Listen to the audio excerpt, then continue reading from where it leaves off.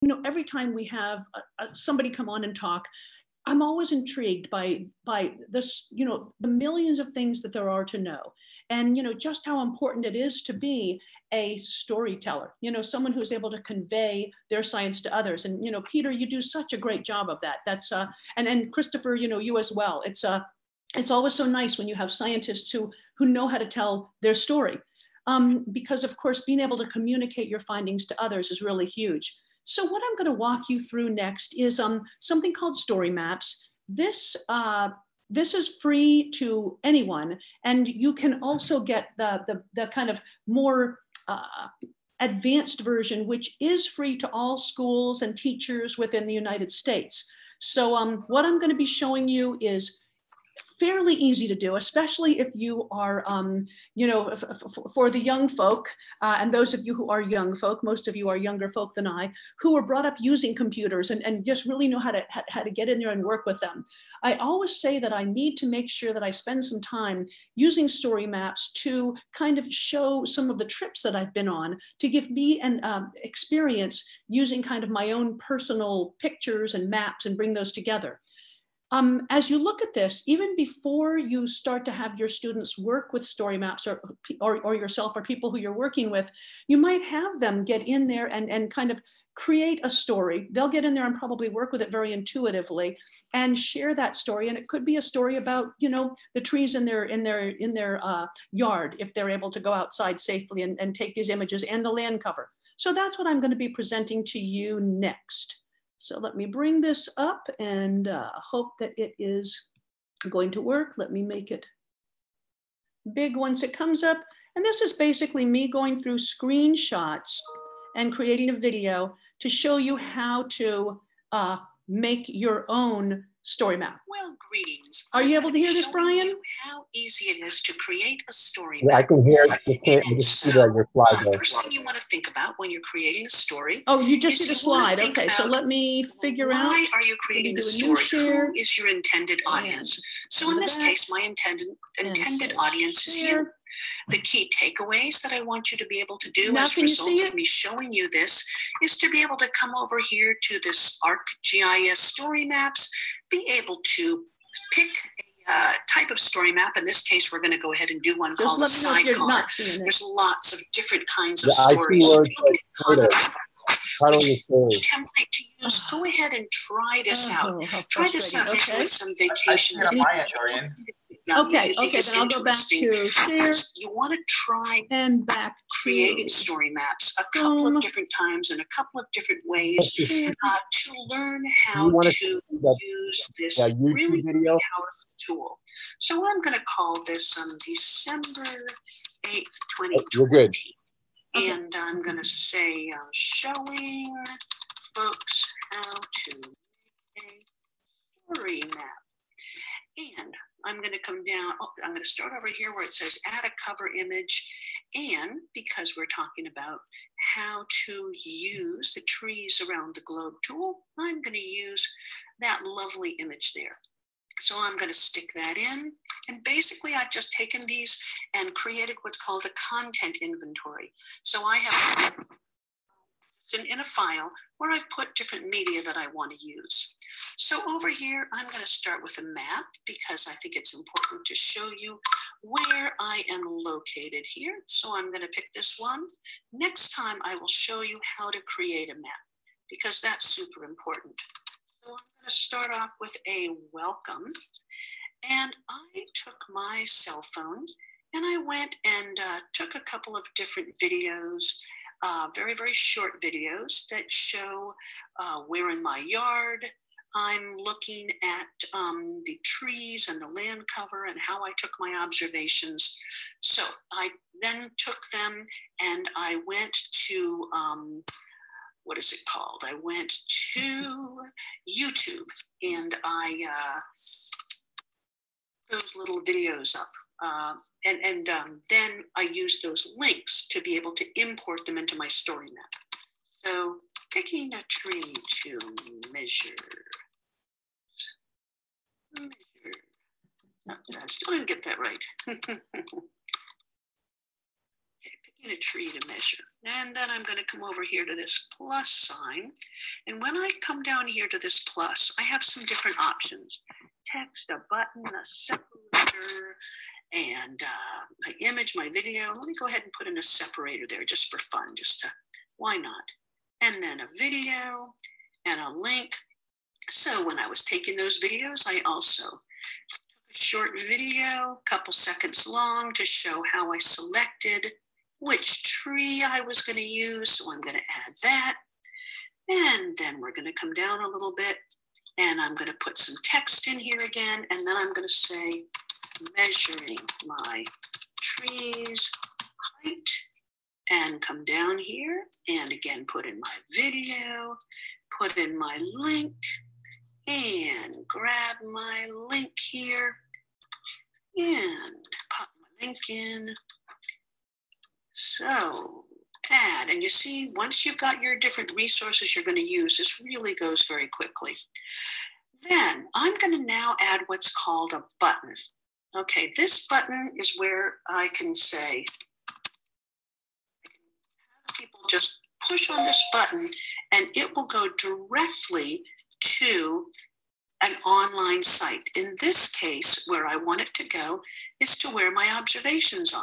So I'm going to put that in there. That's my globe observations. And now when somebody touches that button, and I'll show you that in a little bit, it will go directly to my observations. Okay, over here, I'm going to put in a separator. And now I'm going to come down and I'm going to add another map, because what I'm going to be doing next is I'm going to be showing you how I created a land cover. I did a land cover observation. I'm putting in here a map that shows the land cover in my neighborhood. So I'm going to come down here. Let me put in a little bit of text, and that is going to be, I'm doing a land cover observation. So that's my text. Then I'm going to stick a video in there.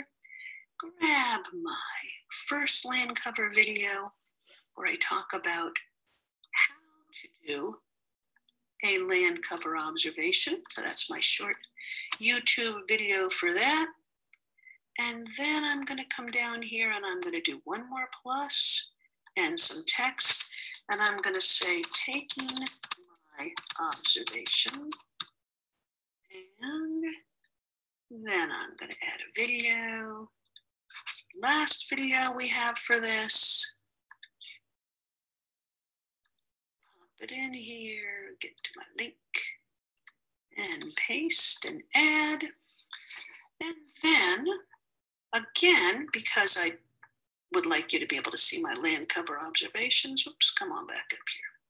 Going through this a little too fast. Okay, blah, blah, blah, land cover. And here, put in a button and my observations. And then grab that link, again, that goes directly to my observations, and pop it in there. Okay, ladies and gentlemen, now let's go to preview and see what we have. So here I could see what it will look like on a smartphone, on a tablet, or on the computer. So we'll go ahead and look at it, how it would look on the computer. There's that graphic, there's that text, there's the map. And what's really neat about these maps is we can actually go and go in a little bit closer and go and really. Okay, let's see if I can go back to my PowerPoint slide. And let's see here, oops, don't want to open that up. Come back over here and close that. And see if I can close that. What I'm trying to do is show you something that I had up underneath. Let me just open it up again and get back here to Zoom, make sure I can show you. And what I wanted to show you finally was what it ends up looking like. Let's see, that should do it. And share and go here. And okay. Now, I'm going to come over here and you can see I did lots and lots of trials, or not lots and lots, there's some of the trials that I had. Here's what it looks like published. And, and once you kind of follow those steps and you have things together, it only takes And this is, of course, very, very rudimentary, but it doesn't take long at all to pull it together. So here you've got this map, and what's really neat with these maps is you can go ahead and they are interactive. You can actually, use your buttons and make them larger, make them smaller. You can engage with that content. So here I'll put on that beginning. I want to show you just how easy it is to gather some globe data using the Globe Observer tree height and land cover tools, and then to put them into a story map. So let me turn this around. This is going to be the biggest tech challenge for me. And then, so there that one was, and then here it was picking a tree, make that big again.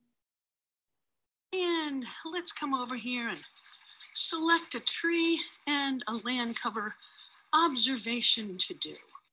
And so hopefully this is one of these things that just shows you that they can be really nice, short videos that your students are taking. And then they can, somebody could come right onto here. Now, what happened was I did those observations, and then I got excited when I was down at the bay visiting my mother-in-law this weekend. There was a lot of standing water. So I thought, oh, I'll have to do some mosquito habitat mapper observations. And while I was doing that, I thought, well, I promised I'll do some land cover ones at the same time, and I may as well do some tree height ones. So lots of observations from this past weekend. But when I come down here, what I have are my land cover observations that were taken from the tree that I was standing at. And then I went through and I did my, characterization of what I was seeing. And then here was the tree that I was focusing on, which I noticed with that kind of gray sky didn't really show up as well as I would have liked it to have. But these are just some of the kind of, interesting things you can do. It's just kind of like a highly interactive PowerPoint, if you will. And I think it's a really interesting thing to have your students take a look at, for you to take a look at, and they can use this, a story map in place of a poster or in place of a video for the International Virtual Science Symposium. And I do think it's one of those things that once the students get in there and start messing with it, they will just fly. So there you have it. I hope that was helpful, and I'll hang around and see if there are any questions. Oh, I guess I wanted to throw one more thing in there. As Peter was talking about maps and just how much you can learn from a map and the value of maps telling stories, it really hit me that this is a nice tool to use in addition to being able to throw your videos in there, which the students are going to love, and showing your location and sharing that out. But also you can get in there and do a whole lot of engagement and interaction and using maps, especially when you get into understanding and working with the Esri platform and the ArcGIS. There's lots of opportunities there. So they can make it as complicated or as easy as they like.